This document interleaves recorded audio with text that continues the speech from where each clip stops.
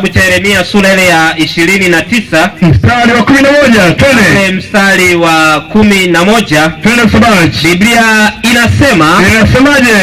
Maana nayajua mawazo ninayowaambia ninyi, kwamba kwa maana nayajua mawazo na wazia ninyi, asema Bwana. Tena anasema yeye mwenyewe ni mawazo ya amani, anasema ya kwamba ni mawazo ya amani, wala si ya mabaya, sio mabaya kabisa, kuwapa ninyi tumaini siku zenu za mwisho. Katika siku zenu za mwisho. Haleluya, amen. Tumaini jipya kwa watu wote. Mungu anataka kuifunulia katika maisha ya mwanadamu, ya kwamba mwanadamu unapotembea, tambua ya kwamba tuna tumaini la pekee kupitia Yesu Kristo.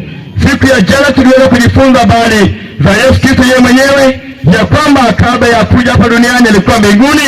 Naamini pia mtu wa mahusiano ya dini ameweza kutufundisha kupitia Qur'an tukufu ya kwamba Yesu Kristo alikuwa mbinguni na akashuka pia duniani. Yote haya tuliweza kutembea nayo, na alisema ya kwamba yeye ni mkuu hata kuliko wazazi wetu wa kwanza ambao waliotangulia. Mfano mzuri tuliona kwamba kwenye kitabu cha Yohana 8 mstari wa 58 anasema kwamba kabla Ibrahimu hajakuwako mimi nalikuwako. Kwenye kitabu cha Mathayo pia 12 mstari wa 6 anasema kwamba yeye ni mkuu hata kuliko ile hekalu. Lakini pia Mathayo